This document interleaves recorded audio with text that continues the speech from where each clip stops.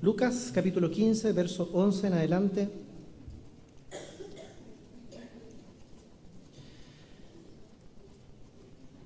Dice así: también dijo: un hombre tenía 2 hijos, y el menor de ellos dijo a su padre: Padre, dame la parte de los bienes que me corresponde, y le repartió los bienes.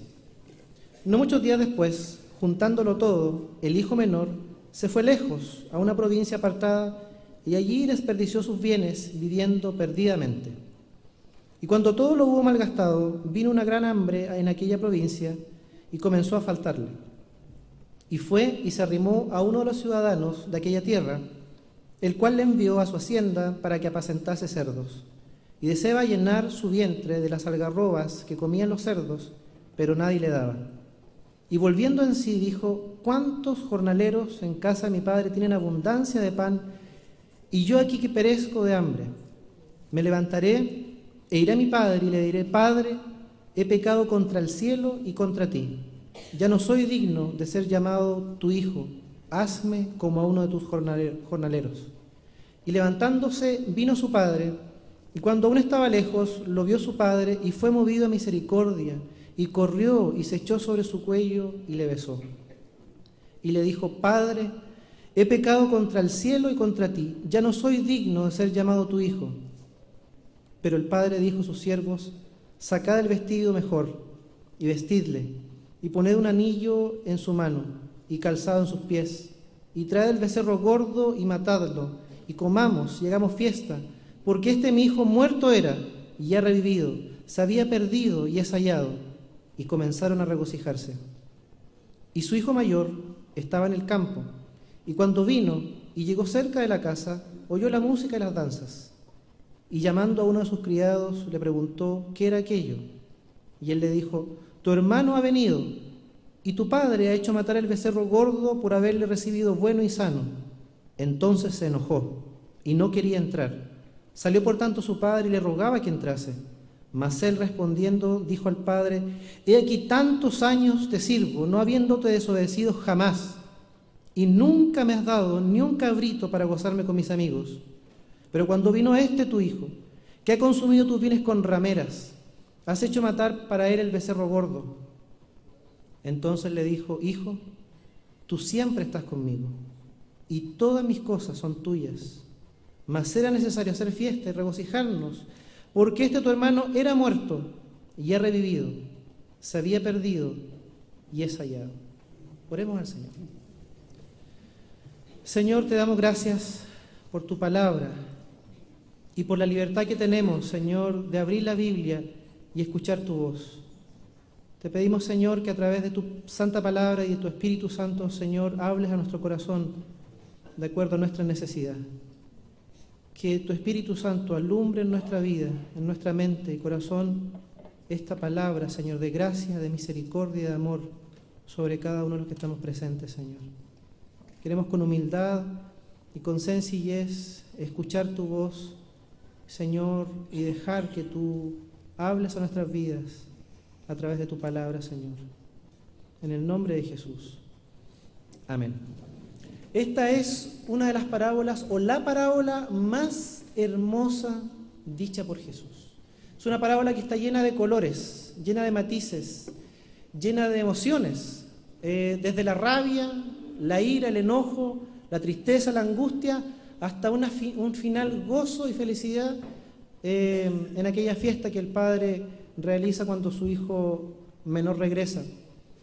Y toda parábola siempre responde a una pregunta, una inquietud, una situación que se ha generado cuando Jesús está entregando sus enseñanzas, y esta no es la excepción. Jesús va a entregar, a compartir 3 parábolas, siendo la parábola del hijo pródigo la tercera de esta serie. La primera de ellas, ustedes conocen, es la parábola de la oveja perdida, luego de la moneda perdida, y finalmente esta que acabamos de leer, y que la mayoría de las Biblias titulan como el hijo pródigo. Pero para ver por qué es que Jesús comienza a enseñar esta parábola, o estas 3 parábolas, tenemos que ir por favor al verso 1 del capítulo 15. Dice: se acercaban a Jesús todos los publicanos y pecadores para oírle, y los fariseos y los escribas murmuraban diciendo: éste los pecadores recibe y con ellos come.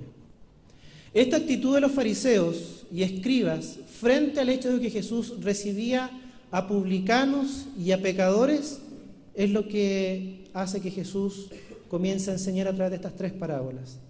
Las 2 primeras parábolas, que no las vamos a ver, enfatizan el hecho de aquel que va en busca de lo perdido, que mueve montañas, va por el cielo, tierra, buscando lo perdido, la oveja perdida o la moneda perdida.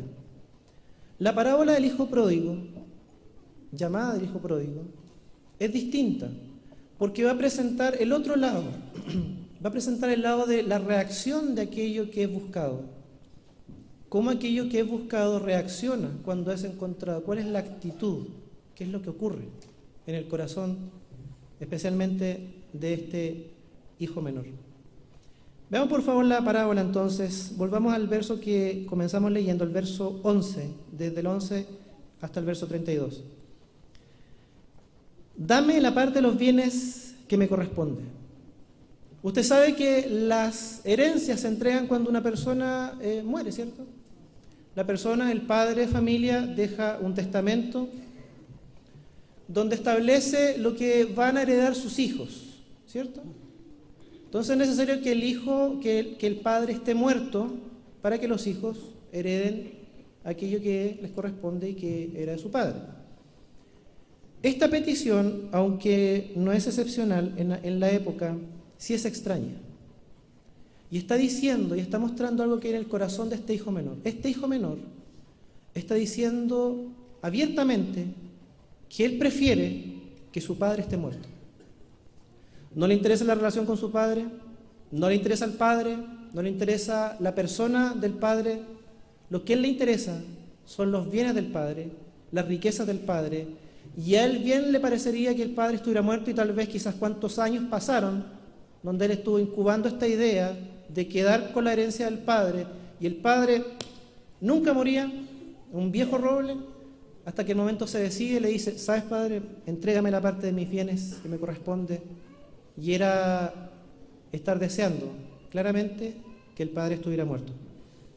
Cuando los fariseos y escribas escuchan la petición de este hombre, de este hijo menor, claramente se escandalizaron. ¿Cómo puede este hombre, este joven, desear que su padre esté muerto? Ellos entendieron perfectamente esa idea. Yo me imagino a los fariseos con los dientes ya chirriando, ya a punto de tomar las piedras, y si tuvieran al hijo menor enfrente, apedrearlo inmediatamente por tal deshonra a aquel padre. Pero fíjese lo que continúa diciendo el relato de la parábola de Jesús. Dice que el padre, dice acerca del padre: y les repartió los bienes. Más sorprendente que la petición del hijo menor es la reacción de este padre. El padre, en lugar de reaccionar enérgicamente y severamente y reprender al hijo por lo que está pidiendo, accede. Fíjese que dice: y les repartió los bienes. El padre estaba obligado que si entregaba la herencia al menor, tenía que también entregársela al mayor. Dice que les repartió. Y según lo que era la costumbre, el hijo mayor debía recibir 2/3 de la herencia y este hijo menor 1/3 de la herencia. Por lo tanto, tenía que entregar, despojarse de lo que era de él en vida, desprenderse de sus posesiones, de lo que había sido la herencia también de su familia, lo que él había trabajado, y ahora repartirlo en esta proporción a sus 2 hijos. Y les repartió los bienes. El pasaje continúa diciendo: y no muchos días tomó los bienes y se fue a una provincia apartada el hijo menor. No muchos días, no dice semanas, meses, dice días. Obviamente el hijo menor no podía tomar las tierras, ¿cierto?, los árboles, el ganado, lo que fuera la riqueza de este padre de familia, este patriarca, de este terrateniente. Tenía que reducir esos terrenos, esas posesiones, en dinero, en efectivo. Cuando dice el pasaje que no muchos días se fue, juntó todo lo que tenía y se fue, indica claramente que él vendió rápidamente, se deshizo de las posesiones materiales, de la tierra, del ganado, de lo que fuera, y lo vendió. Cuando uno está vendiendo algo por apuro, ¿cierto? ¿Qué hace para venderlo rápido? Lo vende a un bajo costo. O sea, este joven no valoraba las riquezas en lo más mínimo. Vendió a un costo bajísimo, debió vender, suponemos, para poder rápidamente, en pocos días, tomar todo lo que tenía e irse a una provincia, dice el pasaje, apartada. Esto es una provincia apartada, es lejos de la tierra de sus antepasados, lejos de la tierra que Dios le había dado al pueblo de Israel, lejos, una provincia lejana. Él necesitaba estar lejos del ojo de su padre, de la vista de su familia, para vivir la vida que quería vivir perdidamente. Esto de vivir apartadamente indica varias cosas, y dentro de ello la libertad que él desea experimentar, y junto a su padre no la experimentaba, o no quería. Esta vida que comenzaría a llevar tenía que ser lejos del padre, en una provincia apartada. Pero no solamente quiere libertad al vivir en una provincia apartada, sino que con irse a este lugar lejano también está despreciando la tierra que Dios le había dado al pueblo de Israel. Imagínense en la mente de los fariseos y los escribas lo que está dibujando el Señor a través de la figura del hermano menor. Este hombre realmente es pecador. Este hombre realmente es un insolente. Deshonra al Padre, desprecia nuestra tierra, va a despilfarrar toda la fortuna, ya lo comenzó a hacer vendiendo barato. El pasaje continúa diciendo que allí, en esa tierra lejana, desperdició los bienes viviendo perdidamente. Lo que ya era malo se pone todavía peor. No fue a la provincia para invertir, para seguir trabajando independiente, poner su propio negocio, su propia empresa. Él fue a despilfarrar lo que el padre había ganado y lo que el padre tenía por herencia para él. Y de aquí el nombre de la mayoría de los títulos en la Biblia, el hijo pródigo. A veces uno piensa, pródigo, el hijo perdido, el hijo pecador. Pero pródigo significa que gasta, que derrocha, que se desprende desmedidamente. Se desprende desmedidamente. Entonces el hijo que derrocha, que se desprende desmedidamente, sin medir, bota abundantemente y sin medida. De allí viene el título que la mayoría de nuestras Biblias tienen. Y continúa diciendo el pasaje, viviendo perdidamente, sin límites morales. A veces nosotros tenemos esta idea de que las personas caen en pecado, ¿cierto? Y como que buscamos limpiarnos las manos, de repente caímos, nos tentaron, o el enemigo, Satanás, nos impulsó a pecar para librarnos de nuestra responsabilidad. El pasaje describe que este hombre voluntariamente, conscientemente, se metió de cabeza en el pecado. Su intención era pecar. Su intención era vivir perdidamente. Su intención era dar rienda suelta a sus deseos. Experimentar con todos aquellos placeres que no había experimentado. Este hombre, en la mente de los fariseos y escribas que están escuchando a Jesús, no puede ser más pecador. Jesús no ha podido describir un pecador más grande que el que está describiendo en el hijo menor. Y los fariseos y escribas lo están entendiendo perfectamente bien. Este hombre ha quebrantado todo el decálogo. No hay mandamiento que no haya quebrantado. Incluso se ha transformado en alguien que desprecia al propio pueblo yéndose a una provincia apartada. Imagínense a los fariseos, la actitud que debieron haber tenido, el enojo que debieron estar incubando hacia este hijo menor, que aunque no lo veían, pero ya en su mente era digno de ser apedreado, de ser muerto.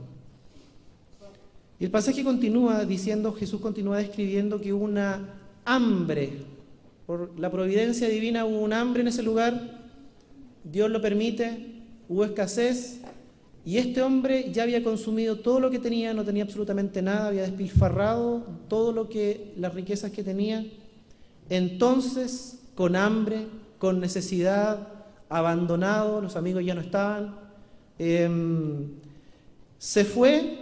dice el pasaje, entonces fue y se arrimó a uno de los ciudadanos de aquella tierra, el cual lo envió a su hacienda para que apacentase cerdos. En el pueblo de Dios, en los judíos, no apacentaban cerdos. Claramente el pasaje muestra que está en una tierra extranjera, lejana. Imagínese el gesto de asco, de repulsión en la cara de los fariseos y los escribas al escuchar que este pecador cae más bajo todavía y ahora se contamina apacentando cerdos. Este hombre no tiene remedio. Para los fariseos, para los escribas, este hijo menor que Jesús está describiendo en la parábola es un perdido sin remedio. Está irremediablemente perdido. Ya no hay piedras. Este hombre está cayendo en un precipicio, está cayendo en un abismo del que no va a salir jamás. Para el fariseo, para los judíos, este pecador está irremediablemente perdido. Dice el pasaje, continúa diciendo que en un momento él deseaba llenar su vientre de las algarrobas que comían los cerdos, pero nadie le daba. Eso es asqueroso incluso hasta para nosotros, ¿cierto? Claro. Pero volviendo en sí, recapacitando, en algún punto de su vida, de lo bajo que había caído, se dio cuenta lo arruinada que estaba su vida, lo miserable que estaba su vida, producto del pecado. Cuando dice el pasaje que él volvió en sí, es que él recapacitó, él se dio cuenta de su condición, se dio cuenta de que su pecado había hecho estragos en su vida, que ya no daba más, no daba más. Su miseria, su hambre, su soledad, su falta de paz en el corazón, su agonía interna, emocionalmente este hombre también debió estar acabado, producto del pecado. Pero volvió en sí, se dio cuenta de su condición y pensó, voy donde mi padre, iré donde mi padre. Este hombre tenía una idea de que su padre lo podía perdonar, pero fíjese la idea, dice, Padre, he pecado contra el cielo y contra ti. Reconoce su pecado, se ha dado cuenta de su condición, pero también está reconociendo su pecado, que es su pecado el que lo llevó a aquello. He pecado contra el cielo y contra ti, ya no soy digno de ser llamado tu hijo, hazme como uno de tus jornaleros. En esa petición, el hijo menor deja entrever que aunque cree que el padre lo perdonará, él tiene que ganarse ese perdón. El hijo menor, cuando le dice, hazme como uno de tus jornaleros, está diciéndole, Padre, perdóname, pequé, recíbeme en tu casa, pero yo te lo voy a pagar, yo algo tengo que hacer, yo voy a trabajar el resto de mi vida como un jornalero para pagarte, para ganarme tu favor, para ganarme tu provisión, para ganarme la comida. En algo concordaban los fariseos y escribas con este hijo menor. La gracia, la misericordia de Dios está solamente para aquellos que la pueden alcanzar con sus obras. Es necesario hacer algo. Pero de seguro para los fariseos y escribas, este hombre, aunque trabajara el resto de su vida, nunca iba a pagar, ni se iba a ganar el favor, la misericordia del Padre. Ahora, por otro lado, los fariseos y escribas pensaban que ellos sí, que ellos de alguna manera se habían ganado el favor de Dios. Y recuerda que toda esta parábola surge porque a Jesús se acercan publicanos y pecadores. En el capítulo 18 de Lucas vemos a uno de los sacerdotes orando y diciendo, Señor, te doy gracias porque no soy como los otros hombres, no soy como este publicano. Yo oro, ayuno, doy diezmo a todo lo que tengo. Los fariseos sí creían que Dios obraba misericordia, pero creían que ellos tenían que hacer algo y ellos tenían los méritos para ser perdonados. Pero este hombre, el hijo menor, había caído tan bajo que ni siquiera tenía la posibilidad de pagar por aquello. Este hijo menor ha mostrado a Jesús está lejos, claramente,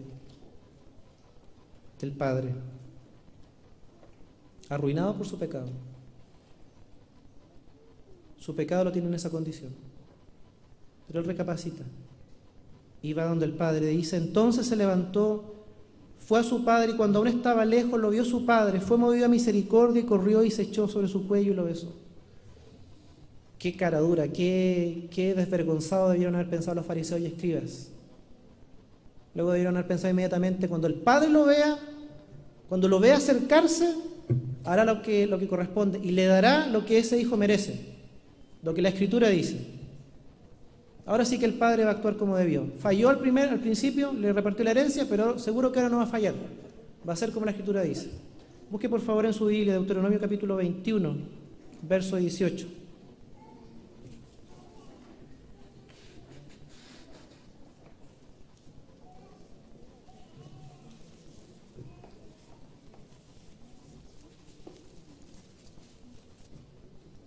La Escritura dice en Deuteronomio 21:18, si alguien tiene un hijo contumaz y rebelde, que no obedece a la voz de su padre, ni a la voz de su madre, y que ni aun castigándolo los obedece, su padre y su madre lo tomarán, lo llevarán ante los ancianos de su ciudad, a la puerta del lugar donde viva, y dirán a los ancianos de la ciudad, nuestro hijo es contumaz y rebelde, no obedece a nuestra voz, es glotón y borracho. Entonces todos los hombres de su ciudad lo apedrearán y morirán. Los fariseos pensaron, cuando el hijo se acerque y el padre lo vea, ahora sí. El padre va a tomar al hijo, lo va a llevar a los ancianos de la ciudad y como dice la ley, lo van a apedrear. Porque es alguien que ha deshonrado a su padre, ha deshonrado a la nación, ha deshonrado a Dios, ha quebrantado todos los mandamientos y merece ser apedreado. Pero en contra de eso, la reacción del padre es tremendamente distinta. Dicen que el padre, cuando lo vio de lejos, fue movido a misericordia y corrió y se echó sobre su cuello y lo besó. Esta reacción del padre frente al hijo menor es incomprensible para los fariseos y escribas. Yo me imagino tomándose los cabellos, que ya se rasgaban las ropas, porque el padre, en lugar de pagar con el justo castigo que merecía el hijo, lo abraza, lo besa, se ensucia con la suciedad que traía en su vestimenta, en su zarapo el hijo menor, y además de todo esto corre. Los niños corren, pero un patriarca, un padre de familia, para hacer eso tiene que levantarse sus vestidos, enseñar las piernas y correr, y eso es vergonzoso. No cabía en la mente de los fariseos y los escribas que este padre, luego de toda la tristeza, el dolor, la vergüenza producto del accionar de su hijo menor, ahora acarrea sobre sí más vergüenza todavía. Ensucia su ropa al abrazar al hijo, muestra las piernas acarreando más vergüenza sobre sí para estrechar a este hijo en un abrazo y en un beso. Pero el padre dijo a sus siervos, sacad el vestido mejor, vestidlo y el mejor vestido y vestidle, y poned un anillo en su dedo y calzado en sus pies. El hijo le dice, llega, se arrodilla, seguramente le dice, Padre, he pecado contra el cielo y contra ti, ya no soy digno de ser llamado uno de tus hijos, hazme como uno de tus jornaleros, te voy a pagar por lo que hice. El padre, sin considerar esta idea del hijo, le dice a sus siervos, a sus criados, báñenlo, quítenle toda la suciedad, toda la inmundicia, pónganle un vestido nuevo, quítenle esos harapos, colóquenle un anillo, colóquenle un calzado en los pies, devuélvale la dignidad que él tiene como hijo mío, devuélvanle la autoridad que tiene como hijo mío. Imagínense la mente, en la mente del fariseo y los escribas, este amor del Padre es incomprensible. Y algunos han titulado o han hablado que esta parábola mejor debería llamarse el Padre amoroso o el Padre pródigo en amor. Porque Él, el Padre, ha derrochado, se ha desprendido ampliamente en amor y ha provisto todo lo necesario para restituir a este hijo, perdonarlo y darle una nueva vida a su lado. El hijo no lo merece, pero el padre gratuitamente, movido a misericordia, lo perdona, al ver el arrepentimiento, al ver que su hijo vuelve a él, lo viste, lo calza y coloca al niño en sus dedos y dice: traed el becerro gordo y matadlo y comamos y hagamos fiesta. Este padre no mide en gastos, ama sin medida, derrocha amor, derrocha para proveer todo lo que su hijo necesite para ser restituido. Jesús le está diciendo a los fariseos y escribas: miren, ¿saben? Todo lo que ustedes piensan es la gracia y el amor de Dios, está equivocado. Ustedes no necesitan hacer algo para ganarse el favor de Dios. Dios es amplio en perdonar, es amplio en misericordia. Espera que reconozcamos nuestro pecado, nos arrepintamos y volvamos a Él para refugiarnos en su perdón y en su gracia. Esa idea que los fariseos tenían de que tenían que hacer algo para ganarse el favor de Dios estaba errada y completamente equivocada. Pero la historia no termina ahí. Mismo capítulo 15, verso 25, dice que el hijo mayor estaba en el campo y al regresar cerca de la casa oyó la música y las danzas. Note que los dos hijos regresan a la casa. El hijo menor regresa de una vida perdida y el hijo mayor regresa del otro sentido. Está en el campo, también regresa a la casa, pero él está trabajando. El hijo mayor está haciendo lo que tiene que hacer. Está trabajando laboriosamente, cumple con sus responsabilidades, le sirve al padre, un arduo día de trabajo. Es diametralmente opuesto, aparentemente, al hijo menor, a su hermano menor. Por lo tanto, los dos están regresando a casa en el pasaje, en la parábola que el Señor está relatando. Él no era un perezoso, no era un irresponsable. Él estaba haciendo lo que se esperaba estuviera haciendo, estaba haciendo lo correcto, viviendo una vida correcta, viviendo una vida buena en la casa de su padre. Pero él, cuando oyó que la fiesta era por causa de que su hermano menor había regresado, se enojó. Dice el pasaje: entonces se enojó y no quería entrar. Salió por tanto su padre y le rogaba que entrara. Creo que en este punto nosotros entendemos la rabia del hijo mayor. Eso nosotros también nos preguntamos tal vez, o decimos: pero ¿cómo? Este responsable, buen hijo, trabajador, este otro que despilfarró, cayó en pecado, lo más bajo es recibido. Él se enojó. Y claramente también estaban enojados los fariseos a este punto, ya no con el hijo menor, sino con la actitud del padre. El hijo mayor también se enoja con el padre por el hecho de perdonar al hijo menor y recibirlo con esta fiesta. Y le continúa diciendo el hijo mayor al padre: tantos años hace que te sirvo, no habiéndote desobedecido jamás. Aquí queda al descubierto el corazón del hijo mayor. Nunca te he desobedecido. He vivido una vida recta, responsable. He sido un buen hijo. He vivido bien. He hecho las cosas como se tienen que hacer. Y este otro, tu hijo, ¿lo recibes así? Y yo, que viví una vida recta sin desobedecerte jamás, no me has dado ni un cabrito para gozarme con mis amigos. El hijo mayor cree que él se merece el favor del padre. Él cree que él se merece, por su conducta, por su responsabilidad, por su conducta intachable, que nunca le ha desobedecido al padre, se merece el favor del padre. El hijo mayor está tan lejos del corazón del padre como lo estuvo el hijo menor cuando estaba perdido en su pecado. El hijo mayor tampoco conoce al padre, ni conoce la misericordia. Tampoco conoce al padre con el que está viviendo, no conoce su amor. Cree que debe hacer algo para ganarse su favor, ganarse su cuidado, ganarse su protección, y él cree que se la ha ganado. El hijo mayor es una clara representación de los fariseos y escribas de la época. Y el hijo menor es una clara representación de los publicanos y pecadores que eran criticados por los fariseos. El Padre claramente es Dios para nosotros, que acepta al pecador, por muy oscuro, como escuchamos delante del testimonio de la canción Sublime Gracia, por muy oscuro, por muy bajo que sea el pecado, Dios está dispuesto a perdonar. Si hay un reconocer como el hijo menor la condición de pecado, si hay un arrepentimiento de aquello y hay una búsqueda del perdón del Padre.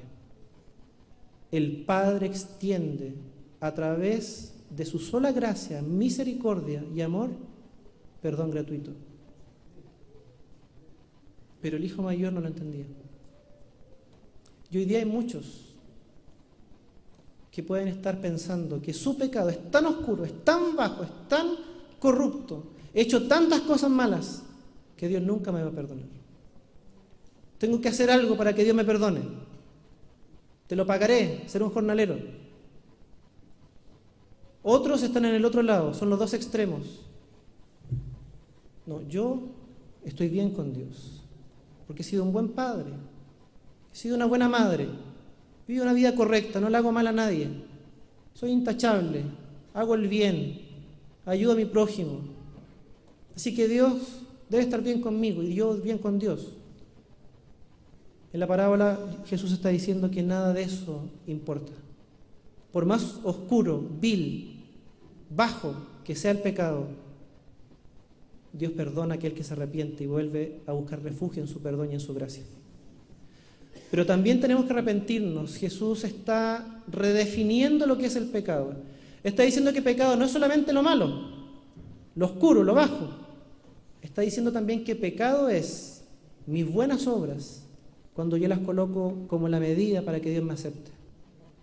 Pecado también es autojustificarme y decir, yo soy un buen padre, buena persona, buen ciudadano, así que yo estoy bien con Dios por lo que yo hago y por lo que yo soy. Es necesario también arrepentirse de eso. El padre invitó insistentemente al hijo mayor para que entrase en la fiesta. Entrar en la fiesta significaba reconocer la gracia del Padre, la misericordia gratuita. Hijo, no necesitas trabajar, no necesitas demostrarme ni hacer nada para ganarte mi favor, yo soy tu Padre. Jesucristo, cuando termina la parábola, la termina y parece que la parábola quedará inconclusa, ¿verdad? No sabemos qué pasó con el hijo menor. ¿Entró en la fiesta? ¿No entró en la fiesta? ¿Se unió a la celebración de la gracia, el perdón, el amor, la misericordia del Padre? ¿O no fue capaz de reconocerla? Siguió insistiendo en su propia justicia, en su propia bondad, y no en la gracia y el amor incondicional del Padre. No lo dice. Pero hay un final. Hay un final. Encendido en su rabia, en su ira, en su enojo en contra del Padre, y sin lograr entender la misericordia y el favor inmerecido mostrado hacia el hermano menor, sintiéndose completamente incómodo, molesto con la idea de que sus buenas obras no le han servido para ser aceptado, el Padre lo acepta gratuitamente. El hijo menor, fuera de la fiesta, toma un madero, comienza a dar golpes al Padre, comienza a golpearlo incansablemente con una furia y una rabia incontrolable, hasta que el Padre comienza a sangrar profusamente. Lo deja abandonado hasta que el Padre muere desangrado, solo. Te me dirá, pastor, ¿y eso dónde dice la Biblia? ¿Dónde está eso en la Biblia? Jesús termina la parábola inconclusa, pero recuerde que la parábola está dirigida a fariseos y escribas. Los fariseos y escribas son los hermanos mayores de la parábola. En la parábola los hermanos mayores nunca entraron en la fiesta, o parece que no entraron. En la vida real, unos cuantos meses después, estos hijos mayores, fariseos y escribas, tomaron a Jesucristo, el Hijo de Dios, lo crucificaron, sin entender la misericordia y la gracia de Él, sin entender que esta gracia es inmerecida, sin entender que ellos no pueden hacer nada para ganarse el favor. Y lo dejaron morir desangrado en una cruz, en la muerte más vergonzosa y humillante que pueda haber existido jamás. Jesucristo pagó el precio por nuestros pecados. ¿Recuerda lo que decía Deuteronomio? El hijo menor, ¿qué tenía que ocurrir con él? Tenían que juzgarlo, culpable, apedrearlo y que muriera. Jesucristo decidió tomar ese castigo por nosotros, en nuestro lugar. Él decidió tomar el castigo que nosotros merecemos por nuestro pecado. Él decidió morir en la cruz para darnos salvación y vida eterna de forma gratuita. Tú no lo mereces, yo no lo merezco. Pero el regalo más grande que Dios está extendiendo a la humanidad a través de Jesucristo, su Hijo amado, es salvación, vida eterna. El pasaje dice, mi hijo estaba muerto, pero ahora está vivo, luego de que fue perdonado. El regalo de Dios a través de nuestro Señor Jesucristo es salvación y vida eterna. Y por más oscuro, bajo, corrupto que sea el pecado que puedas cargar, Dios te quiere perdonar. Su gracia cubre ese pecado que tú piensas es imperdonable. Pero es necesario el arrepentimiento, la confesión de nuestra condición y buscar el perdón gratuito de Dios sin que medie otra cosa más que su favor y su gracia. Tal vez lo que nosotros tenemos que arrepentirnos hoy en día es de nuestra propia justicia, creer que algo estoy haciendo para ganar el favor de Dios. Déjeme decirle que la Escritura enseña que no. Dios le perdona, Dios le acepta y le ama como un regalo inmerecido a través de Jesucristo que usted debe recibir por fe y nada más. Nada de lo que haga podrá pagar nunca por la aceptación, el amor y el favor de Dios. Este hijo mayor no conocía el amor del Padre. Le servía, trabajaba, era obediente, pero no le amaba de verdad, porque no había conocido el amor de Dios, del Padre realmente. Cuando buscamos nosotros servir a Dios para ganarnos su amor, es que no hemos conocido el amor de Él hacia nosotros, en primer lugar. Y eso es algo de lo cual también nosotros debemos arrepentirnos. Jesús ha mostrado que la gracia y el favor de Dios es gratuito para todo aquel que se arrepiente y busca refugio en su gracia y misericordia.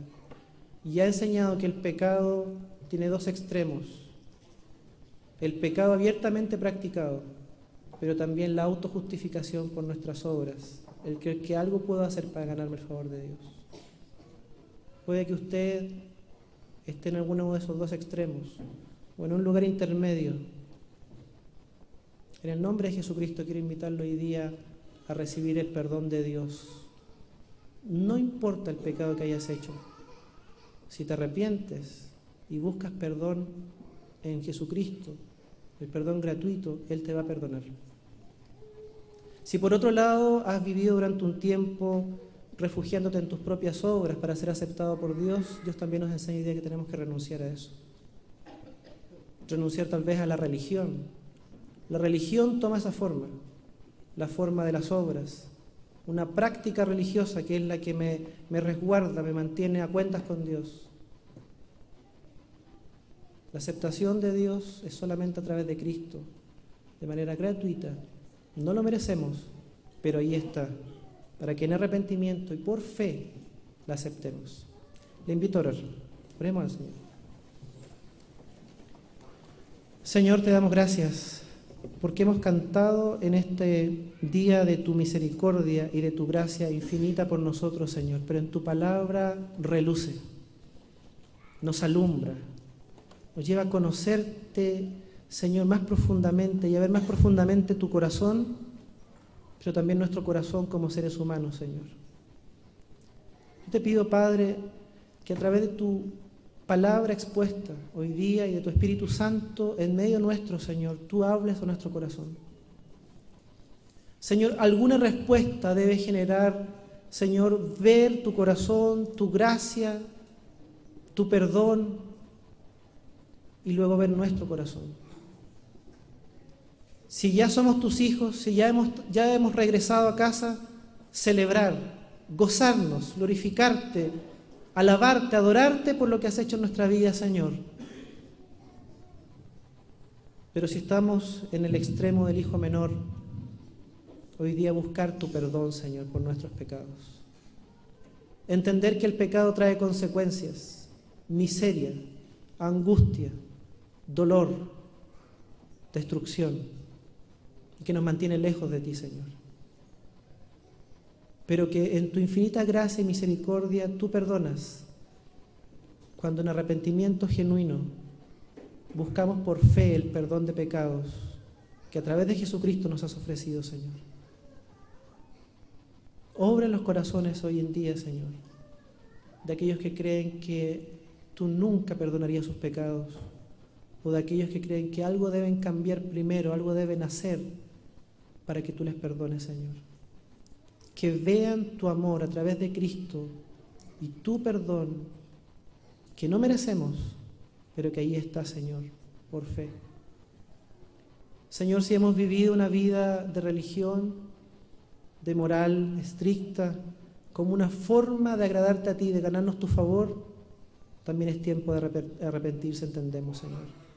Y entrar a la fiesta donde se celebra tu gracia, tu misericordia y tu perdón gratuito por nosotros, Señor. Bendice los corazones de cada uno de los que estamos presentes en esta tarde. Que la luz de tu gracia, de tu misericordia, de la salvación en Jesucristo, alumbre los corazones, Señor, para salvación, para vida eterna.